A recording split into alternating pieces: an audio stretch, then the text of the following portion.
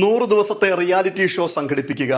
ആ ഷോയിലേക്ക് സമൂഹത്തിന്റെ വിവിധ കോണുകളിൽ നിന്ന് ഒരു കൂട്ടം ആൾക്കാരെ പല ആവർത്തി ഇന്റർവ്യൂ ചെയ്ത് കൊണ്ടുവരിക. അവരുടെ മുൻപിൽ കഠിനമായ നിയമങ്ങളുടെ വലിയ പുസ്തകം അവതരിപ്പിക്കുക. ആ നിയമങ്ങൾ കൃത്യമായിട്ട് അവർ പാലിക്കാൻ ബാധ്യസ്ഥരാണ്, ഇല്ല എന്നുണ്ടെങ്കിൽ പണിഷ്മെന്റുകൾ കൊടുക്കുക. ഇതൊക്കെയാണ് ബിഗ് ബോസിന്റെ നയങ്ങൾ. എന്നാൽ ഈ ബിഗ് ബോസ് തന്നെ ഇത്ര വലിയ കൃത്യതയും ചട്ടങ്ങളും നിയമങ്ങളും ഒക്കെ പഠിപ്പിക്കുന്ന ബിഗ് ബോസ് തന്നെ ഈ ഷോയ്ക്കകത്ത് വലിയ കൃത്യവിലോപങ്ങൾ കാട്ടുമ്പോൾ, അനീതി കാട്ടുമ്പോൾ അതിനെ എങ്ങനെയാണ് കണ്ടില്ല എന്ന് നടിക്കുവാൻ കഴിയുക?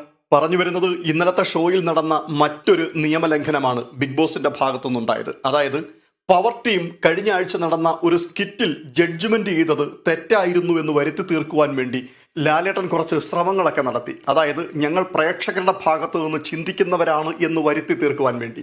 സംഗതി അവിടെ നടന്ന മെലോ ഡ്രാമയുടെ ജഡ്ജ്മെന്റ് ആണ്. മെലോ ഡ്രാമയിൽ നല്ല രീതിയിലുള്ള പ്രകടനം നടത്തിയത് അപ്സരയും അർജുനും അടങ്ങുന്ന ഗബ്രിയുടെ ടീമാണ്. എന്നാൽ അവർക്ക് ഫസ്റ്റ് പോയിന്റ് ലഭിച്ചില്ല, ഫസ്റ്റ് പ്രൈസ് ലഭിച്ചില്ല.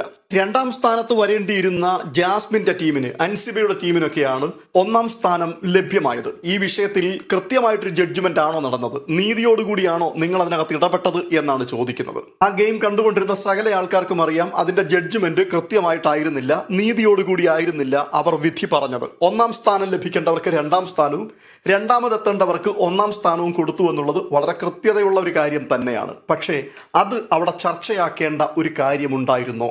കാരണം ബിഗ് ബോസ് തന്നെ ഈ നിയമാവലികളൊക്കെ വായിച്ച് ഈ മെലോ ഡ്രാമയെക്കുറിച്ച് അവർക്ക് പറഞ്ഞു കൊടുക്കുകയും അതിനെ ജഡ്ജ് ചെയ്യേണ്ടത് വളരെ ബുദ്ധിയോടുകൂടി ആയിരിക്കണം എന്നും പറഞ്ഞു. ഇവിടെ നീതിയും അനീതിയും അല്ല വിഷയം. കാരണം ഇതിനകത്ത് നിന്ന് ജയിച്ച് പുറത്തു വരുന്ന ആൾക്കാരാണ് പവർ ടീമുമായിട്ട് ഡയറക്റ്റ് കോമ്പീറ്റ് ചെയ്യുകയും പവർ ടീമിനെ കീഴ്പ്പെടുത്തി പവർ റൂമിനകത്ത് അധികാരം പിടിച്ചെടുത്തുകൊണ്ട് കയറുകയും ചെയ്യേണ്ട ആൾക്കാർ. അതുകൊണ്ട് തന്നെ പവർ ടീമിന് ഒരു ബുദ്ധിയുപദേശം നൽകുകയാണ്.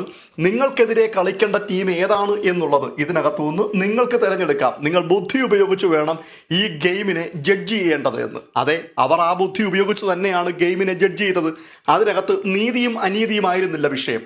നന്നായി പെർഫോം ചെയ്ത ടീം അതിനകത്ത് കയറരുത് എന്ന് അവർ ആഗ്രഹിച്ചു. കാരണം ഗബ്രിയുടെ ടീമാണത്.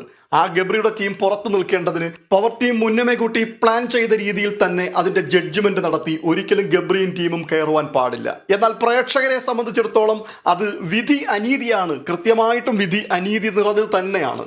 എന്നാൽ ബിഗ് ബോസ് പറഞ്ഞു കൊടുത്തിരുന്നു അവരോട്, നിങ്ങൾ ബുദ്ധിയോടുകൂടി കളിക്കണം, നിങ്ങൾക്കെതിരെ വരുന്ന ആൾക്കാരാണ്, നിങ്ങൾക്കെതിരെ ആര് വരണമെന്നുള്ളത് നിങ്ങളാണ് തീരുമാനിക്കേണ്ടത്. ഇതെല്ലാം പറഞ്ഞു കൊടുത്ത് അനീതി നിറഞ്ഞൊരു കളി കളിക്കുവാൻ വേണ്ടി അവരെ പ്രോത്സാഹിപ്പിക്കുകയും അത് നടത്തിയെടുക്കുകയും ചെയ്തതിനു ശേഷം അവർ കളിച്ചത് അൺഫെയർ ആയിട്ടല്ല, അവരുടെ ജഡ്ജ്മെന്റ് തെറ്റായിരുന്നു, ഇത് പ്രേക്ഷകർക്ക് ഇഷ്ടപ്പെട്ടിട്ടില്ല എന്നൊക്കെ പറഞ്ഞ് വിലപിക്കുന്നതിനകത്ത് എന്ത് നീതിയാണ് ബിഗ് ബോസേ ഉള്ളത്? ഇതിനെ ഇരട്ടത്താപ്പെന്നല്ലാതെ മറ്റെന്താണ് പറയുക? വാസ്തവത്തിൽ ഗെയിമിന് വേണ്ടി വന്നിരിക്കുന്ന ജഡ്ജസിന്റെ മുൻപിൽ കുരുട്ടുപുത്തി അപ്ലൈ ചെയ്യുവാൻ വേണ്ടി കൃത്യമായിട്ട് പറഞ്ഞു കൊടുത്തു നിങ്ങളാണ്. എന്നിട്ട് അതവർ പ്രയോഗത്തിൽ വരുത്തി കഴിഞ്ഞപ്പോഴേക്കും അവർ കാണിച്ചത് അനീതിയാണ് എന്ന് പറഞ്ഞവരെ ക്രൂശിക്കുമ്പോൾ ഇത് കണ്ടുകൊണ്ടിരിക്കുന്ന ആൾക്കാർ വെറും പോങ്ങന്മാരാണ്, വിവരദോഷികളാണ് എന്ന് ചിന്തിക്കരുത്. 100 ദിവസം നീണ്ടു നിൽക്കുന്ന വലിയ പണം മുടക്കി ചെയ്യുന്ന ഭയങ്കര റിയാലിറ്റി ഷോയാണ്, അതുകൊണ്ട് ഇത് വലിയ സംഭവമാണെന്ന് പറഞ്ഞുകൊണ്ട് എന്തുരുട്ടി കൊടുത്താലും വിഴുങ്ങുന്നവരാണ് പ്രേക്ഷകർ എന്നുള്ള തെറ്റിദ്ധാരണ ബിഗ് ബോസിനുണ്ടെന്നുണ്ടെങ്കിൽ അത് തീർച്ചയായിട്ടും തിരിച്ചടിയായി മാറും എന്ന് മാത്രമാണ് പറയാനുള്ളത്. അതുകൊണ്ട് ഈ വിഷയത്തിൽ ഒറ്റ കാര്യം മാത്രം പറഞ്ഞങ്ങ് വിടാം. ബിഗ് ബോസ് നന്നായാൽ മത്സരാർത്ഥികൾ നന്നാകും. ബിഗ് ബോസ് തരികിടയാണെന്നുണ്ടെങ്കിൽ മത്സരാർത്ഥികൾ തത്തരികിടയായിരിക്കും എന്നേ പറയാനുള്ളൂ.